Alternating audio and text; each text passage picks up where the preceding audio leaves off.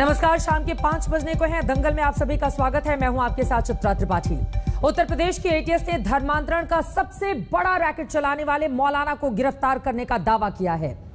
जामिया इमाम वलीउल्लाह ट्रस्ट चलाने वाले मौलाना खलीम सिद्दीकी की गिरफ्तारी मंगलवार की रात मेरठ से हुई। यूपी एटीएस का दावा है कि मौलाना खलीम को अवैध विदेशी फंडिंग हासिल हुई और उसने मदरसों की फंडिंग की है। पुलिस के मुताबिक मौलाना ने मदरसों की आड़ में धर्मांतरण कराने और शरीयत का कानून लागू करने की कोशिश की है। यूपी एटीएस ने मौलाना खलीम सिद्दीकी का कनेक्शन जून में गिरफ्तार हुए उमर गौतम से जोड़ा है।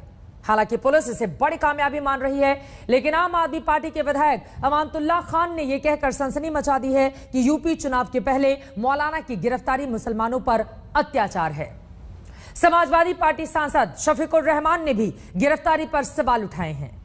इसीलिए आज दंगल में हमारी बहस का मुद्दा है, क्या मौलाना खलीम सिद्दीकी की गिरफ्तारी धर्मांतरण के धंधे के खिलाफ बड़ी कामयाबी है या फिर यह चुनावी चाल है? धर्मांतरण का धंधा, विदेश से चंदा, इस मुद्दे पर बहस की शुरुआत करें उसके पहले यह रिपोर्ट देखिए।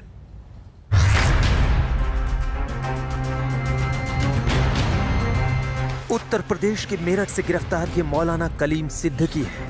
आरोपों के मुताबिक मौलाना सबसे बड़ा धर्मांतरण रैकेट चलाता था।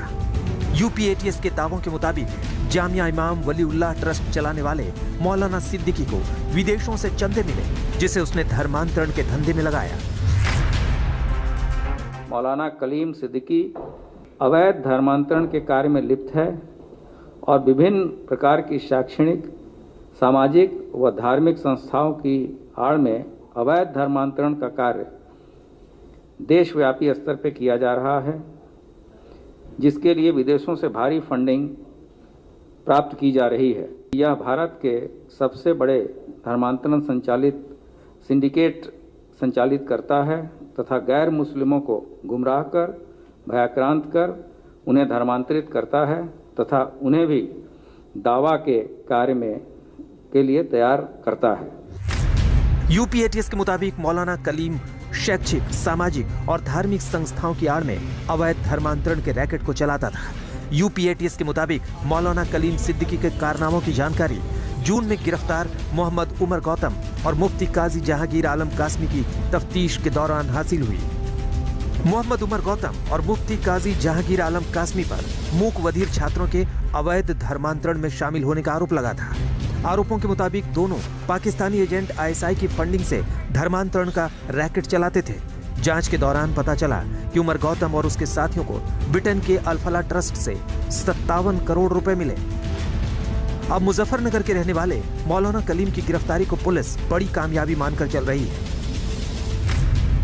यूपी एटीएस की जांच के मुताबिक मौलाना खलीम के ट्रस्ट को 3 करोड़ रुपए विदेशी चंदे मिले, जिसमें 1.5 करोड़ रुपए बहरीन से आए। यूपी एटीएस के मुताबिक वो सिर्फ अवैध धर्मांतरण में ही नहीं लगा था, बल्कि उसका एजेंडा इससे बड़ा था। मौलाना खलीम लोगों के बीच इस विश्वास को जागृत करता है कि शरीयत के अनुसार बनी व्यवस्था ही सबको न्याय दे सकती है, और इस बात को समझाने के लिए मौलाना खलीम 3 तलाक जैसे मुद्दों को शरीयत के अनुसार ही निपटाने की बात पे बल देता था। मौलाना खलीम सिद्दीकी मेरठ से लेकर मुजफ्फरनगर में बड़ा नाम था, इसलिए उसकी गिरफ्तारी से हड़कंप मचा हुआ है। उसकी गिरफ्तारी 2022 के यूपी चुनाव से पहले हुई है और आम आदमी पार्टी के विधायक अमानतुल्लाह खान के बयान ने इस गिरफ्तारी को राजनीतिक तूल दे दिया है। अमानतुल्लाह खान ने ट्वीट किया, उत्तर प्रदेश में चुनाव से पहले अब मशहूर इस्लामिक स्कॉलर मौलाना खलीम सिद्दीकी साहब को गिरफ्तार किया गया है। मुसलमानों पर अत्याचार बढ़ता जा रहा है। इन मुद्दों पर सेकुलर पार्टियों की खामोशी बीजेपी को और मजबूती दे रही है। यूपी चुनाव जीतने के लिए बीजेपी आखिर और कितना गिरेगी? लखनऊ से कुमार अभिषेक के साथ आज तक ब्यूरो। तो एक तरफ आम आदमी पार्टी के विधायक ने बीजेपी के खिलाफ मोर्चा खोल दिया, तो वहीं दूसरी तरफ समाजवादी पार्टी के सांसद भी अब इस पूरे मामले में मैदान में कूद पड़े हैं। शफीकुर रहमान की ओर से कहा गया है कि दरअसल मुसलमानों को टारगेट करने का काम उत्तर प्रदेश की सरकार की ओर से किया जा रहा है। धर्मांतरण के मामले में गिरफ्तारी पर सियासत तेज हो गई है। समाजवादी पार्टी सांसद शफीकुर रहमान का बीजेपी पर बड़ा आरोप, उनकी ओर से कहा गया है बीजेपी सरकार का काम मुस्लिमों को परेशान करना है और इस तरह से मुसलमानों के नाम पर शफीकुर रहमान और आम आदमी पार्टी के विधायक अमानतुल्लाह दोनों ही बीजेपी पर हमलावर हो गए हैं। वो इस पूरे मामले को चुनाव से जोड़कर देखते हुए नजर आ रहे हैं। शफीकुर रहमान की ओर से क्या कुछ कहा गया इस पूरे मामले पर, सुनिए। न तो ये तो गलत किया जा रहा है। देखिए गलत किया है और गलत किया जा रहा है। ये तो बीजेपी गवर्नमेंट सिवाय यानी मुसलमानों को घेरने के, मुसलमानों को नुकसान पहुंचाने के दूसरा कोई काम नहीं है उन्हें। तो क्या चुनाव के ठीक पहले मुसलमानों को टारगेट किया जा रहा है या फिर पुलिस कर रही है अपना काम? लेकिन आदत है सियासत की हर मुद्दे पर अपनी बात को कहना। तमाम ऐसे मुद्दे हैं जिनको लेकर चर्चा में हम आगे बढ़ेंगे। खास मेहमान जुड़ चुके हैं, उनका तारुफ आपसे करवा देती हूं। भारतीय जनता पार्टी के राष्ट्रीय प्रवक्ता और राज्यसभा सांसद सुधांशु त्रिवेदी जी हमारे साथ जुड़ चुके हैं। समाजवादी पार्टी के प्रवक्ता अनुराग भदौरिया जी हमारे साथ मौजूद हैं। बीएसपी की ओर से एमएच खान साहब हमारे साथ जुड़ चुके हैं। तस्लीम अहमद रहमानी, अध्यक्ष मुस्लिम पॉलिटिकल काउंसिल ऑफ इंडिया के, आपको टीवी स्क्रीन पर दिखाई देंगे कुछ ही देर में। और RSS के जानकार विशाल मिश्रा हमारे साथ जुड़ चुके हैं। लेकिन सबसे पहले सुधांशु जी, शुरुआत आपसे ही करते हुए, शफीकुर रहमान साहब को भी आपने सुना, समाजवादी पार्टी के सांसद, और आम आदमी पार्टी के विधायक अमानतुल्लाह खान ने भी सवाल किए हैं और कहा है कि दरअसल उत्तर प्रदेश के चुनाव है, इसलिए चुन चुनकर अब बीजेपी मुसलमानों को टारगेट कर रही है। और सपा सांसद ने तो यहां तक कह दिया है कि दरअसल बीजेपी का काम ही है मुसलमानों को परेशान करना। क्या जवाब देंगे, कैसे समझाएंगे इन लोगों को आप? चित्रा जी, ये जो दोनों नेता आम आदमी पार्टी और समाजवादी पार्टी के जिन्होंने बोला है, जरा इनकी पृष्ठभूमि तो देख लीजिए, इनकी फितरत तो देख लीजिए, खुद ब खुद तस्वीर साफ हो जाएगी। अमानतुल्लाह खान उस जमाने में जब CA/NRC का आंदोलन चला, दिल्ली में दंगा हुआ, इनके किस प्रकार की संलिप्तता आई थी, इनके ऊपर पुलिस की कार्रवाई भी हुई, वो आकर आज बनने लगे मुस्लिमों के सबसे बड़े पैरोकार। तो यह स्पष्ट है कि आम आदमी पार्टी को पहले स्पष्ट करना होगा कि उनके उप मुख्यमंत्री और सांसद जाकर अयोध्या में दर्शन करते हैं, वो उनका असली चेहरा है या अमानतुल्लाह खान उनका असली चेहरा है। और दूसरे समाजवादी पार्टी के शफीकुर रहमान वर्ग, अरे इनका पूरा तारुफ तो कराना चाहिए। तालिबान के तलबगार, तालिबान की जो शिक्षाएं हैं उनके हिकमत यार, यही तो है ना वो जो बोले थे कि तालिबान आजादी की लड़ाई लड़ा है। इसका मतलब इनकी अंदरूनी फितरत क्या है? अंदरूनी फितरत तो ये है जो तालिबान के साथ हो रहा था, इसलिए इनके दिल में दर्द हो रहा है। अब मैं बिल्कुल एक टेक्निकल बात पे आता हूं। उत्तर प्रदेश सरकार ने जो कार्रवाई की है, यूपी पुलिस ने, उसने अभी तक जिन 6 लोगों पे कार्रवाई की है, 4 को चार्जशीट कर दिया है। जब पुलिस चार्जशीट करती है तो तथ्यात्मक आधार के ऊपर करती है। हम उस तरीके से नहीं है जैसे इनकी सरकारों में होता था कि मुजफ्फरनगर के जमाने में यह चार्जशीट कर ही नहीं पाए, केवल आरोप लगा के छोड़ दिया।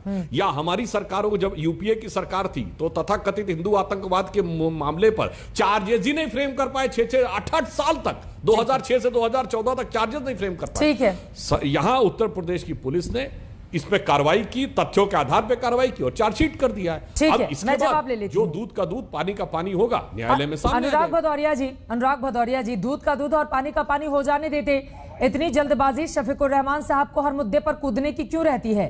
क्योंकि उस शख्स के तमाम वीडियोज उपलब्ध हैं और उसके जरिए भी ये पूरी तरह से साफ होता है कि किस तरह से धर्मांतरण के काम में वो लगे हुए थे। आप लोगों ने सुना या फिर नहीं सुना? मैं बोल लूं, मुझे लगता है कि भारतीय जनता पार्टी के जो प्रवक्ता हैं वो फ्रस्ट्रेटेड और परेशान हो गए, इनकी बातों से पता चल रहा है। उत्तर प्रदेश में भारतीय जनता पार्टी की सरकार है 4.5 साल से, और यहाँ पे कानून है, धर्मांतरण का भी कानून है और भी विषयों में सारे कानून यहाँ पे। इसके मतलब आप कानून को पालन नहीं कर पा रहे उत्तर प्रदेश के अंदर में लगातार। यहाँ पे धर्मांतरण की तो बात आप कर ही रहे हैं, चोरी, डकैती, हत्या, लूट, मार, बलात्कार, अपहरण उत्तर प्रदेश में बढ़ता चला जा रहा है। इसका जिम्मेदार कौन? यहाँ पे कोविड काल में लोगों की मौतें हुई, इसका जिम्मेदार कौन? लगातार बच्चों की बुखार से मौतें हो रही, उसके जिम्मेदार कौन? यहाँ पे किसान धरने पे बैठे और अपने सांसद के आरोपों पर भी कुछ कहिएगा अनुराग भदौरिया जी। शफीकुर रहमान साहब के बयान पर भी तो कुछ कहिए ना। बोलने तो दीजिए। हाँ, बोलूंगा। विषयांतर मत होइए ना, विषयांतर मत होइए, अपने सांसद को बचाने का काम मत कीजिए। धर्मांतरण जैसा गंभीर मुद्दा है, उस शख्स के खिलाफ तमाम वीडियोज हैं और बैठकर आप उसकी तरफदारी करने के लिए यहाँ पर मौजूद हैं। मैं एक मिनट बोलने का मौका दीजिए, नहीं बोलूंगा तब टोकिएगा। आप सुधांशु जी के साथ मत जाइए, आप उनके साथ नहीं जा रही हूँ। हम जब आप मुझे बोलने सवाल पूछना मेरा काम है, विषयांतर मत होइए ना। जिस विषय पर आए हैं कम से कम पहले सवाल का जवाब तो उसी विषय पर दीजिए। अरे आप इतना टाइम अपना खराब कर रही है, मेरा भी कर रही है, बोलने तो दीजिए ना मुझे। मैं कह रहा हूँ कि यहाँ पे जब जहरीली शराब पीने से, बोलने दीजिए, आपने लय खराब कर रही है आप। मैं यहाँ पे जहरीली शराब पीने से लोगों की मौतें हो रही है, तब कहाँ जाते हैं? भू माफिया पैदा हो जाते हैं, तब कहाँ जाते हैं? साधु संतों की मौतें हो रही है, तब कहाँ जाते हैं ये? और मैं इनसे कहता हूं, वो तो हमारे बग साहब तो कह रहे हैं ये तो पूरे समाजवादी पार्टी के पीछे पड़े हैं, हर समाजवादी पार्टी को जेल में डाल देते हैं, तब कौन सा कानून है भाई? ये रैली करेंगे तो कोई बात नहीं, समाजवादी रैली करेंगे तो कानून का उल्लंघन, जेल में डाल। ठीक है, जवाब ले लेते हैं।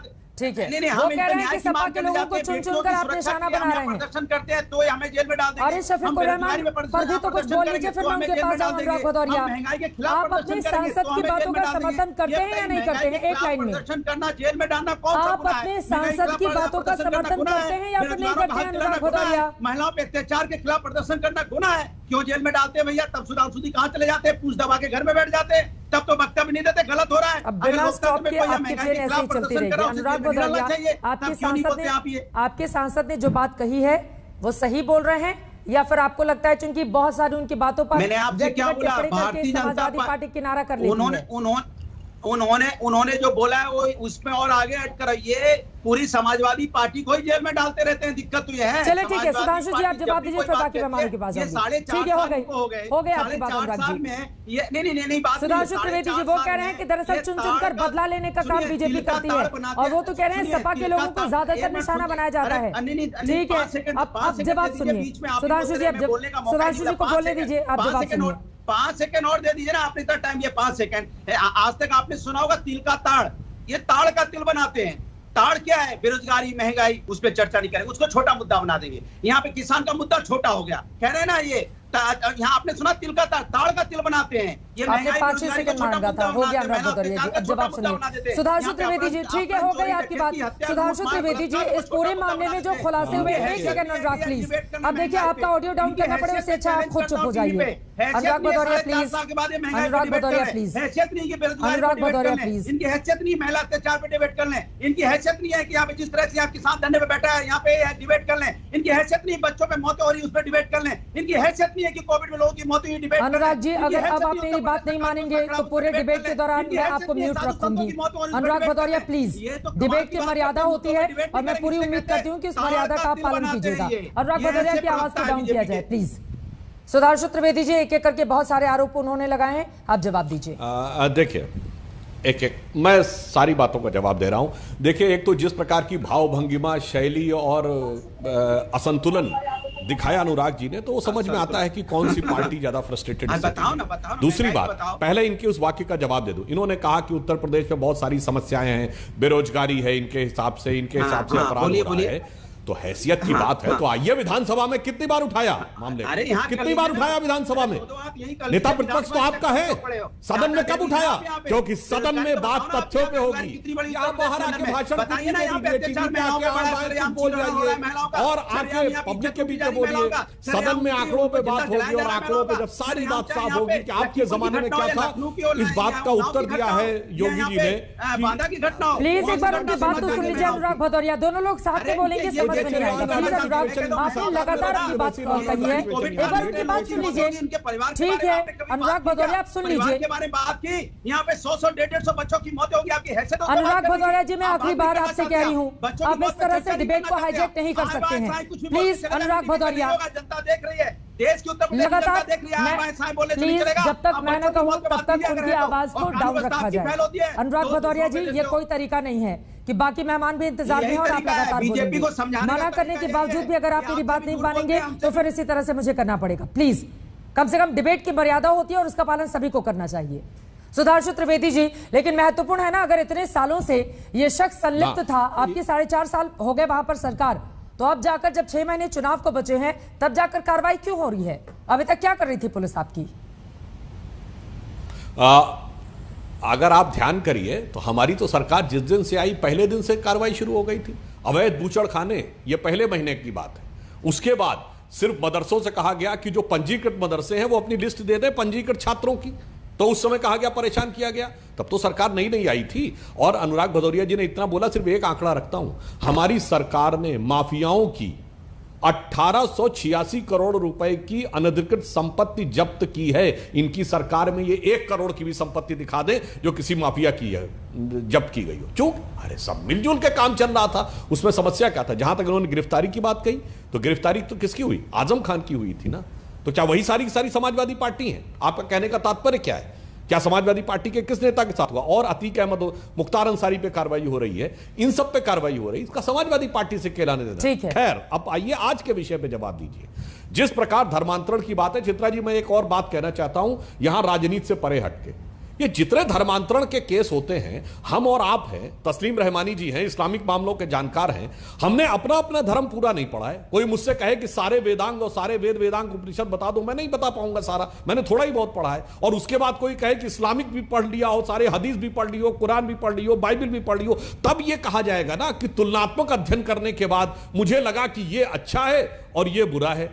मगर यहां बड़ी मजेदार बात है, जो व्यक्ति सबसे अशिक्षित होता है, जो सबसे गरीब होता है, जो शायद पढ़ा लिखा भी नहीं होता है, वही सबसे पहले धर्मांतरण कर लेता है। यानी ये मान लिया जाता है कि उसने अपना धर्म भी पढ़ लिया, दूसरे का भी पढ़ लिया, और पढ़ने के बाद, और मैं चुनौती से कहता हूं, जितने भी लोगों का धर्मांतरण हो रहा है, इसमें से कोई फारसी क्या उर्दू की लिपि भी ढंग से पढ़ना नहीं जानता होगा। चलिए ठीक है, मैं इसका जवाब ले लेती हूं। रहमानी साहब, ठीक है, एमएच खान जी भी हमारे साथ जुड़ चुके हैं, उनके पास में जाऊंगी। लेकिन रहमानी साहब, चूंकि इस पूरे मामले में आपको क्या नजर आता है? समाजवादी पार्टी के सांसद और आपके विधायक की ओर से कहा जा रहा है चुनाव के पहले मुसलमानों को टारगेट करने का काम बीजेपी कर रही है, जबकि एटीएस की ओर से जो प्रेस रिलीज जारी किया गया है उसमें साफ साफ लिखा हुआ है शरीयत के अनुसार व्यवस्था लागू करने हेतु जनसंख्या अनुपात बदलने के उद्देश्य से ये शख्स करवाता था बड़े स्तर पर धर्मांतरण। एटीएस ने यह भी कहा है कि देश भर में कई मदरसों की फंडिंग कर ये तैयार करता था धर्मांतरण का नेटवर्क। तो इस पर क्या है पक्ष आप लोगों का? देखिए चित्रा जी, इस मुल्क में जबरन मजहब को तब्दीली करवाना पहले दिन से गैर कानूनी और मुजरिमाना हरकत है। पहले दिन से, जब से हमारे देश में कॉन्स्टिट्यूशन 26 जनवरी 1950 से आज तक जबरी तौर पर मजहब की तब्दीली करवाना एक जुर्म है, और जो आदमी जुर्म कर रहा हो उसको जेल के पीछे जाना चाहिए यकीनी तौर पर। लेकिन इसके साथ साथ इस मुल्क में धर्म परिवर्तन के लिए, तब्दीली मजहब के लिए प्रीचिंग करना बुनियादी फंडामेंटल राइट्स में शामिल है कि मैं अपने मजहब की तबलीग करूं, उसकी इशाअत करूं, प्रीचिंग करूं। ये मेरा कॉन्स्टिट्यूशनल फंडामेंटल राइट है। इस सिद्दीकी जी के मामले में ठीक किया सरकार ने या गलत किया? मैं इसीलिए कह रहा हूं, उस राइट को कोई इम्पीच नहीं कर सकता। लेकिन भारतीय जनता पार्टी और आरएसएस के लोगों ने कभी भी धर्म परिवर्तन को फोर्सफुल या विलफुल दोनों को कभी एक्सेप्ट नहीं किया है। तो आज अगर भारतीय जनता पार्टी की सरकार कहीं पर भी पूरे देश में है, वो धर्म परिवर्तन के लिए अगेंस्ट नए नए कानून और तब्दीली मजहब के लिए दावत का काम करते, एलानिया, छुप के नहीं करते, कि कहीं पर्दे के पीछे बैठ के नहीं करते, अकाउंट्स भी खोल के रखे। एफसीआरए के जरिए फंड बाहर से लेना देश की सैकड़ों हजारों संस्थाएं कर रही है, जुर्म नहीं है वो। लेकिन अगर अब यूपी की एटीएस एक एफआईआर बनाया तो उसमें तो जाहिर है उसको अपना स्टैंड को पॉजिटिव एंड स्ट्रांग बनाने के लिए इस किस्म के इल्जामात लगाने ही पड़ेंगे, वरना फिर कोई बताइए सुधांशु जी, वो कह रहे हैं कि खुले तौर पर सब कुछ किया जा रहा था। और ये बात तो सच है, यूट्यूब पे भी तमाम वीडियोस हैं, मैं खुद ही बहुत सारे वीडियो सुनकर आ रही हूं। बता रहा है कि यूपी की अदालतें भी यूपी पुलिस के इस एटीट्यूड से तंग आ चुकी हैं। बताइए सुधांशु। रिमांड देने से इनकार कर दिया है। हाँ, आप देखिए, तस्लीम रहमानी जी ने जो बात कहा उसमें 2-3 पॉइंट का उत्तर देता हूं। पहला, इन्होंने कहा कि धार्मिक रूप से प्रीचिंग करने का, यानी अपने धर्म का उपदेश देने का अधिकार है, बिल्कुल है, इसमें कोई समस्या नहीं है। दूसरा, तो आपने कहा कि हम कोई छुप के नहीं कर रहे हैं, तो खुलेआम कर रहे थे। मान्यवर, एक नहीं 5000 मामले उत्तर प्रदेश में नहीं, केरल की पुलिस ने, केरल की एटीएस ने, केरल के कोर्ट में 1995 से 2010 के बीच में लव जिहाद के जो किए थे उसमें सब में नाम बदलकर सोशल मीडिया पे प्रयोग किया गया था, यानी पूरा छल बल के साथ किया गया था। तीसरी बात, आपने कहा कि अगर हमारे अपने मजहब के साथ है तो हमें अपनी बात कहने का हक है। तो आज आप यहां टीवी पे बोल दीजिए कि अगर उसमें यह लिखा है कि शरीयत का कानून लागू करने के लिए जनसंख्या का अनुपात बदलना जरूरी है, तो आपके हिसाब से यह मजहबी प्रीचिंग है या यह मजहबी प्रीचिंग नहीं है, यह धर्मांतरण है? हाँ या नहीं में उत्तर दे दीजिए, आप इसके पक्ष में या विपक्ष में? नहीं, मैंने पहले ही कहा कि एफआईआर में पुलिस तो कुछ भी लिखेगी जो उसके पॉइंट्स को स्ट्रॉन्ग करे, लेकिन ये रीजन नहीं है शरिया लॉ यहाँ नहीं आ सकता भाई, ये बिल्कुल क्लियर कट बात है। ना कोई कोशिश कर रहा है और ना ये रीजन है किसी को कन्वर्ट करने का। और आपने जो फरमाया था कि पूरा का पूरा विद्वान हो जाए एक धर्म का और उसके बाद कन्वर्जन हो, ऐसा कभी भी नहीं होता। आशिक को तो कभी कभी बस एक अदा पसंद आती है, इसकी पूरी पर्सनैलिटी को छानने की जरूरत नहीं पड़ती है। एक अदा पसंद आती है और कन्वर्जन हो जाता है। इसके लिए विद्वान बनने की जरूरत नहीं होती है जो आप तर्क दे रहे हैं। दूसरे शरिया लॉ या पॉपुलेशन ग्रोथ ये पर्पस नहीं है। पर्पस सिर्फ वो है कि जो हम ये समझते हैं कि हम हमारी एटीएस की बातों पर भरोसा नहीं है आपको रहमानी साहब? उसे जो कबूल करना एटीएस ने तो बड़े डिटेल में लिखा है, एटीएस की बातों पर भरोसा नहीं है आपको, तो किसकी बात पर भरोसा करेंगे? मुझे अगर कोर्ट को भरोसा नहीं है तो मैं कैसे करूंगा? हाँ। अदालत ने भरोसा नहीं किया, रिमांड देने से इनकार कर दिया। आज मैंने इसीलिए कहा अदालतें तक आ गई यूपी पुलिस के एटीट्यूड से कि जो रोजाना वो अजीब और गरीब किस्म के हरकतें कर रहे हैं। अरे आजम खान जैसे आदमी पे, समाजवादी पार्टी पे अनुराग भदौरिया बोल भी नहीं सकते यहाँ पर कि उनके हक में एक जुमला। बकरी चोरी, मुर्गी चोरी, मग्गा चोरी, किताब चोरी, जमीन चोरी, ऐसे ऐसे छोटे अनुराग भदौरिया को नहीं बोले अपने नेता के पक्ष में, इसी यूपी ने लगाए और अपने ऊपर से कत्ल के इल्जाम वापस ले लिए, चोरी के वापस ले लिए, आतिशबाजी के ले लिए, 12 केसेस योगी जी ने अपने ऊपर से वापस ले लिए, मुख्यमंत्री बन गए। ठीक है, सुधांशु त्रिवेदी जी आप सबका जवाब दीजिए। 2 और में हम विशाल मिश्रा, एमएस खान बहुत देर से इंतजार कर रहे हैं। वो कह रहे हैं कि अपने ऊपर से तो केस वापस लिए जा रहे हैं, विरोधी दलों के नेताओं पर केस थोपे जा रहे हैं और पुलिस पर भरोसा नहीं है। पुलिस तो अपने मन से और सरकार के कहने पर तमाम बातों का जिक्र कर देती है प्रेस नोट में। चित्रा जी आपने 2 ही पॉइंट सिर्फ कहूंगा। तस्लीम रहमानी जी ने देखिए क्या इकबालिया किया है।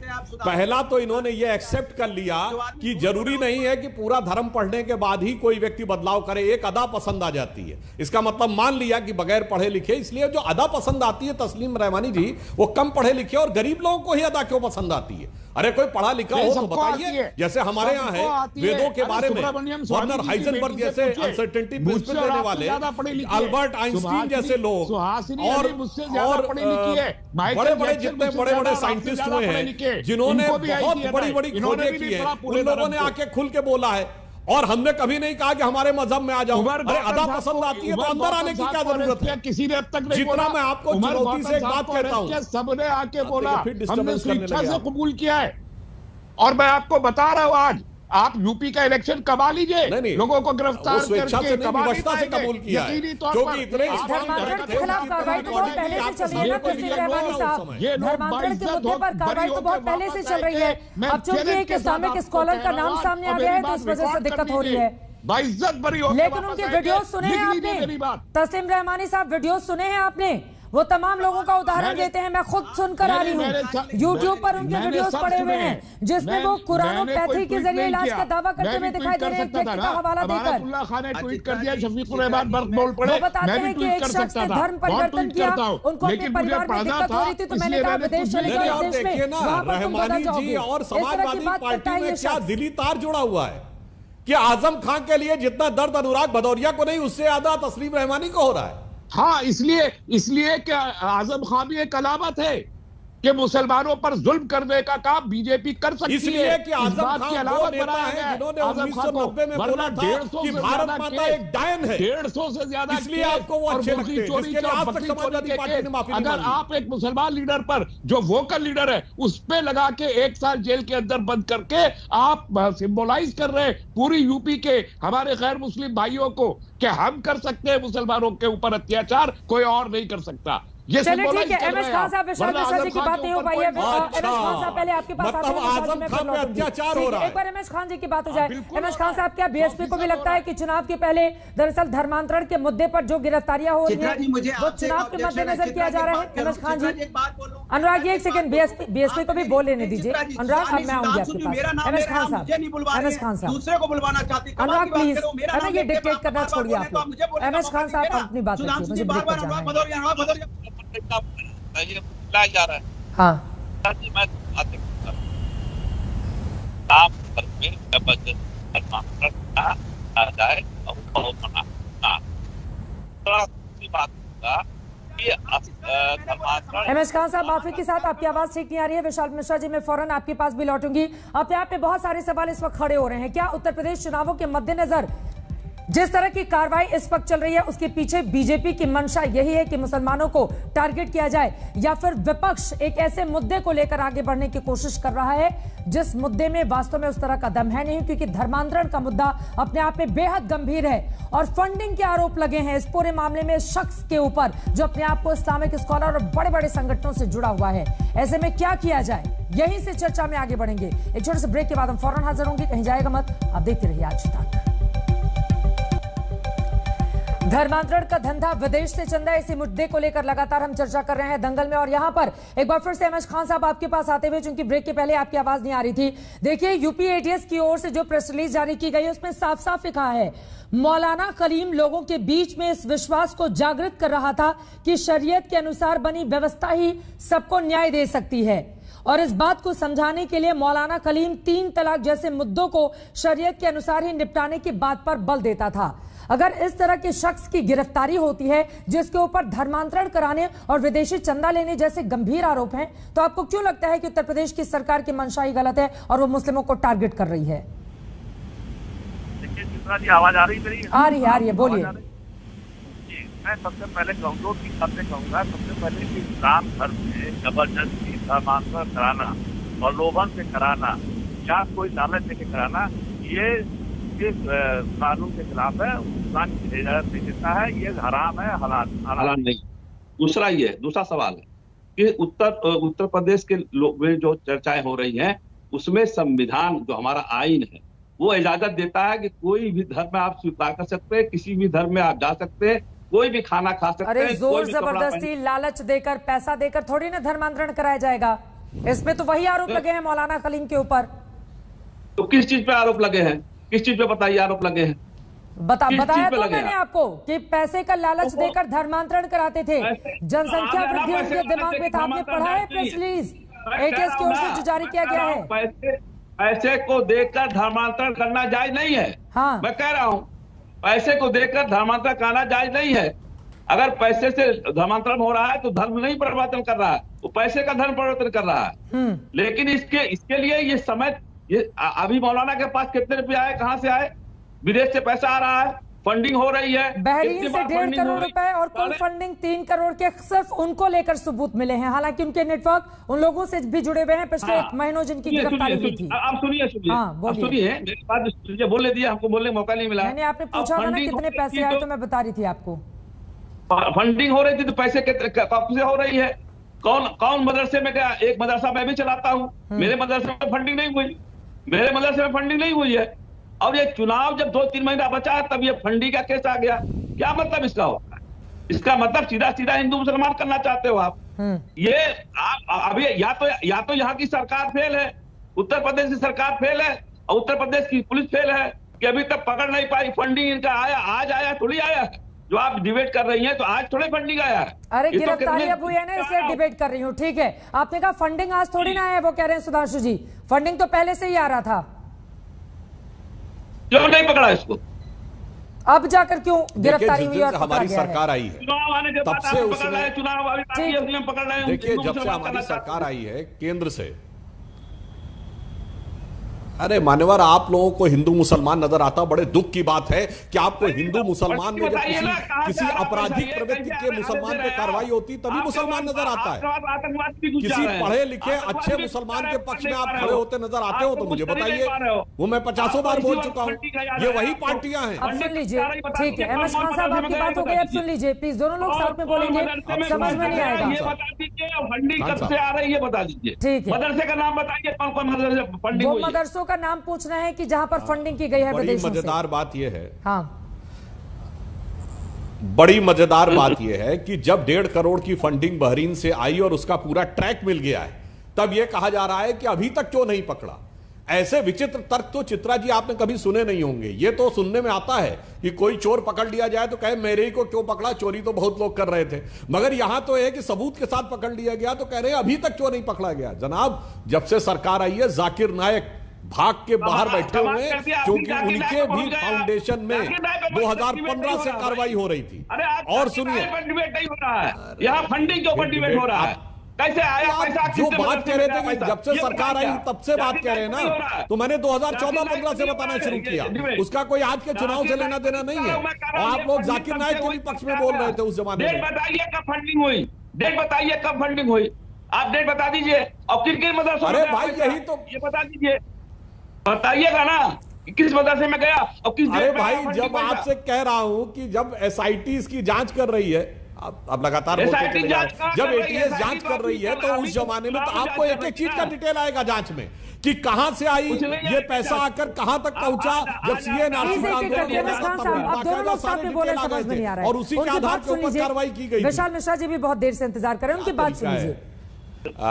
बिला वजह की बात कर रहे हैं पंडित जी। मैं सिर्फ ये बात कह रहा हूं कि उत्तर प्रदेश एटीएस ने अमाउंट के साथ कोट किया है, और आप बिल्कुल तफसील से रहिए कि वो पैसा कहां से आया और कहां पहुंचा, वो पूरा ट्रैक अदालत के सामने सरकार और ये बात सिर्फ उत्तर प्रदेश की नहीं है। एमएस खान साहब तो पिछले ही महीने कहना है गुजरात से भी गिरफ्तारियां हुई हैं और वहां पर भी करोड़ों की लेन देन की बात सामने आई है। एक बार विशाल मिश्रा जी की मैं टिप्पणी ले लेती हूँ, उसके बाद मैं बाकी लोगों के पास जाऊंगी। विशाल मिश्रा जी, लेकिन मुस्लिम समुदाय के भीतर ये भरोसा सरकार कैसे भरेगी और कैसे बताएगी कि दरअसल जो गिरफ्तारियां हो रही हैं उसके पीछे सरकार की मंशा साफ है, धर्मांतरण से ही जुड़े हुए हैं, मुस्लिम समुदाय को टारगेट नहीं किया जा रहा है। ये भरोसा सरकार कैसे पैदा करेगी? चित्रा जी, मैं आपसे एक पहला सवाल पूछना चाहता हूं आपके माध्यम से, यहाँ पर बैठे हुए जो है विद्वान जनों पैनल से, कि अगर आप बार बार ये बात कहते हो कि सभी धर्म पंथ एक समान है, तो फिर धर्मांतरण का सवाल उठता क्यों है, और वो भी धन बल छल से क्यों उठता है?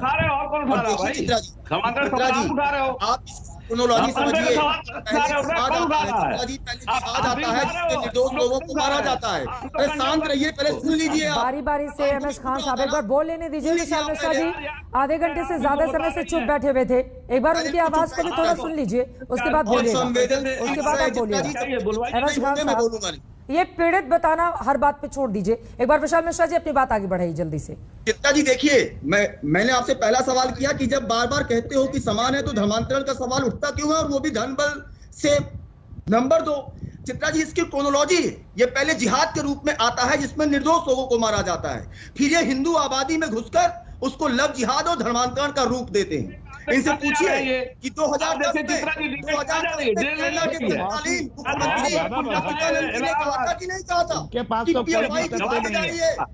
कराया जा रहा है।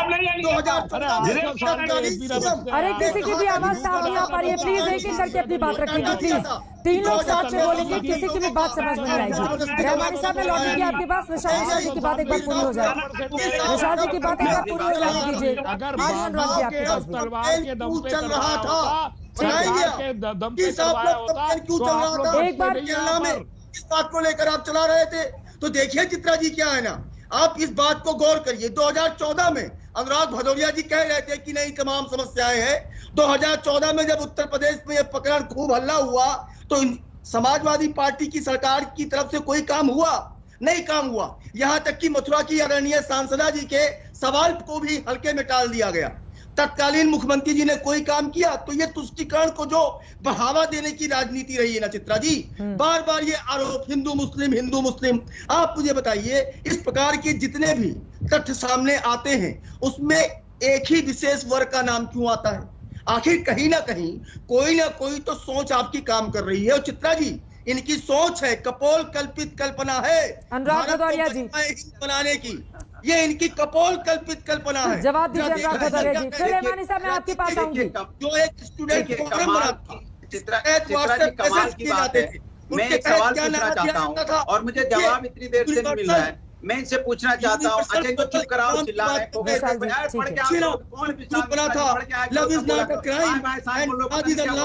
समझ पा रहे, हम लोग क्या समझेंगे? क्या खुद नहीं पता है? 2014, 2013, 2012 कर रहे हो, यहाँ बात 21 की हो रही है। तुम तो यार बात करें। विशाल मिश्रा जी आपकी बात हो गई है, अनुराग भदौरिया को सुनिए प्लीज। देखिए आप लोग, विशाल मिश्रा जी हो गई आपकी बात। मैं बोलूँ, अच्छा चुप हो जाओ। का परिणाम देखिए। विशाल मिश्रा जी, कैसे लग रहा है? अरे यार कैसे लग रहा है? काहे को चिल्ला रहे भाई? बताइए। अरे कुछ नहीं। विशाल मिश्रा जी प्लीज, आप लोग तो चुप नहीं होते न जाने। एक सेकंड सर, प्लीज मेरी बात को मानिए। विशाल मिश्रा जी, आप चाहते हैं कि मैं उनकी तरह आपको भी म्यूट करूं? प्लीज। अनुराग भदौरिया जी, वो 2014 का जिक्र इसलिए कर रहे हैं क्योंकि 2014 से 17 तक आपकी सरकार थी और इस तरह के मामले जब सामने आते थे तो उनको ठंडे बस्ते में डाल दिया जाता था। तो अब जब मौजूदा सरकार है वो धर्मांतरण के मुद्दे पर अगर कुछ करती हुई दिखाई दे रही है तो क्यों दिक्कत हो रही है आप लोगों को? अरे कुछ नहीं चित्रा जी, दरअसल में इनसे भी पूछेंगे सुधांशु जी से कि इनके विधानसभा अध्यक्ष क्या कह रहे थे उन्नाव में। गांधी जी का अपमान कर रहे थे, महिला के कपड़े की बात कर रहे थे। ये आपकी मानसिकता आपके नेताओं की है। अगर उनसे पीछा छूटेगा तो एक मंत्री और वीरेंद्र तिवारी है, वो आदरणीय अंबिका चौधरी के बहन बेटी की बात कर रहे थे। उनसे भी पीछा छोड़ जाओ तो इनके चिन्हवान स्वामी थे, अनुराग भदौरिया, उनसे भी बात करो। आपको विषय बताया गया था कि कौन से टॉपिक पे आप डिस्कशन के लिए यहाँ पर पहुंचे हुए हैं? नहीं, आप हर जगह घूम आते हैं और मेन जो टॉपिक है उससे आप अपना पीछा छुड़ाते हैं। अरे बोलने तो सारे विषयों पर एक ही दिन में बैठकर चर्चा तो नहीं कर सकते ना अनुराग भदौरिया। विषयांतर मत कीजिए सब्जेक्ट को प्लीज आप। अरे एक्सपोज करना पड़ता है, वो तो बार बार भाग जाते हैं दूसरी तरफ। हम तो 2014 में चले गए थे, मैं तो आज की बात करता तो आप तो आपकी जब सरकार होगी वो उसी का जिक्र करते हैं, उसी पर ठीक है। बोलिए बोलने तो दीजिए। मैं कह रहा हूँ ये असली मुद्दों पे चर्चा नहीं करना चाहते। दिक्कत ये है, इनकी सरकार है, धर्मांतरण मुद्दा नहीं है, सरकार जाने वाली है, धर्मांतरण मुद्दा नहीं है। बोलने तो दीजिए। अरे बोलने तो दीजिए आप। अरे भाषण देने के लिए थोड़ी ना बैठे यहाँ पर अनुराग भदौरिया। अरे बोलने नहीं देंगे आप तो कहां से बोलूंगा। अब इनकी सरकार जाने वाली है, इनको पता है इन्होंने कोई काम तो किया नहीं। अबे आए बाएं साएं, ये भैया कानून है, कानून अपना काम करेगा। तो इसके मतलब आप कानून नहीं, यहाँ पे कानून का राज नहीं है। इसके मतलब अगर आपकी सरकार में ये सब उल्टे सीधे काम हो रहे हैं तो इसके मतलब योगी फैल है। तो रिजाइन करके जाओ ना, टीवी में क्या बैठ के आ जाते हो यहाँ पे आए बाएं साएं बोलने के लिए, जब आप कानून व्यवस्था यहाँ पे बना ही नहीं सकते। धर्मांतरण पे कानून है और कोई दूसरा कानून की व्यवस्था आप यहाँ पे है ही नहीं, तो फिर क्यों यहाँ आते हो टीवी पे बोलने? आज यहाँ चले आते हो यहाँ बाएं साएं बोलने के लिए। इसके मतलब आप ये मान लो कि आप कानून व्यवस्था उत्तर प्रदेश में काम नहीं कर पा रहे हो, चाहे महिला के संबंधित हो, चाहे धर्मांतरण के संबंधित हो, चाहे यहाँ पे या लॉ एंड ऑर्डर की बात हो, चोरी डकैती हत्या लूट मार बलात्कार की बात हो। आप किसी तरह का लॉ एंड ऑर्डर या मेंटेन नहीं कर पा रहे तो फिर आते क्यों टीवी पे बोलने के लिए? इतिहास सुनाने के लिए आपको बुलाया गया क्या? चलिए ठीक है, हो गई अनुराग जी आपकी बात हो गई। सुधांशु त्रिवेदी जी आप जवाब दीजिए। ठीक है, हो गई आपकी बात। 4.5 साल में क्या काम किया? ठीक है, मैं पूछ लेती हूँ 4.5 सालों में क्या काम किया आप बताइए। और मुद्दों से भटकाने के लिए ये धर्मांतरण का मुद्दा लेकर बीजेपी आती है। सुधांशु जी, तब आप कहां चले गए? अनुराग जी की आवाज डाउन कीजिए, मेरे पास वक्त नहीं है।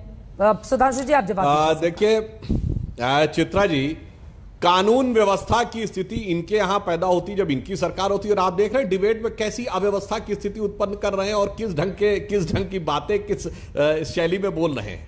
अब मैं इस बात का जवाब देता हूं। देखिए जो इन्होंने आरोप लगाया, तो मैं सिर्फ एक बात कह रहा हूं, भदौरिया जी हमारी पार्टी में कोई नेता है जिसको कि आप ये कह सके कि उसको बलात्कार के मामले पे उच्च न्यायालय की फटकार के बाद माफी मांगनी पड़ी? या आपके आजम खां थे जिन्होंने बुलंदशहर के रेप के ऊपर कहा था ये तो हुआ ही नहीं, तो पॉलिटिकल रेप है। फिर हाई कोर्ट ने कहा बिना शर्त माफी मांगो, बिना शर्त माफी मांगनी पड़ी। और उन्होंने लोकसभा में पीठासीन महिला के साथ बदतमीजी की और उसके बाद माफी मांगने से इनकार किया और आपकी पूरी पार्टी उनके साथ खड़ी रही। और आपके मुलायम सिंह यादव जिन्होंने यह कहा था कि लड़कों से गलती हो जाए करती, इसलिए छोड़िए उस विषय पे तो आप बात नहीं कर सकते। इसीलिए सदन में नहीं यह विषय उठाते, क्योंकि सदन में हर बात रिकॉर्ड पे होगी, हर बात तथ्यों पे होगी। आए बाएं आकर यहां टीवी पे और बाहर बोलना बहुत आसान है। अब आइए धर्मांतरण के मुद्दे के ऊपर।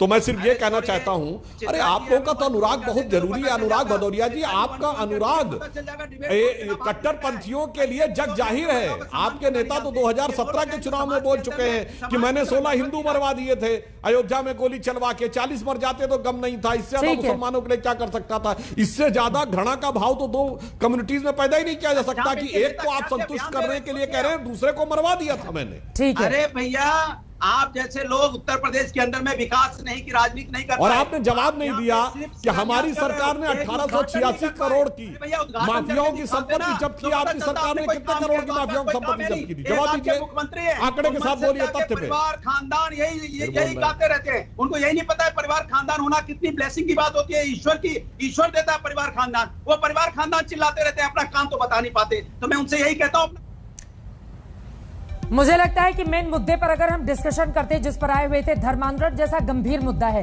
उसको लेकर सरकार के अपने तर्क हैं। एटीएस ने जो बातें कही हैं उसके आधार पर अगर हम देखें तो फिर ये मामला अपने आप में बेहद गंभीर हो जाता है। लेकिन दरअसल विपक्षी पार्टियों को यह लगता है कि चूंकि 6 महीने के बाद उत्तर प्रदेश में चुनाव है, इसी वजह से मुसलमानों को टारगेट करने का काम भारतीय जनता पार्टी की सरकार की ओर से किया जा रहा है। लेकिन इस पूरे मामले में अब आगे क्या होगा, इस पर लगातार आज तक की नजर बनी रहेगी। इसी से जुड़ा हुआ जो सवाल हमने पूछा था उस पर दर्शकों की क्या मिले हैं जवाब, दिखाएंगे इस ब्रेक के बाद। आप देखते रहिए आज तक। आज दंगल में हमारा सवाल था कि क्या 2022 यूपी चुनाव से पहले धर्मांतरण रैकेट का भंडाफोड़ यूपी एटीएस की बड़ी कामयाबी है। आपके जो जवाब हमें मिले हैं उनमें 88% ने हाँ में जवाब दिया है, जबकि 12% ने नहीं में जवाब दिया है। इसी के साथ दंगल में आज के लिए बस इतना ही। देश और दुनिया की बाकी खबरों के लिए आप देखते रहिए आज तक।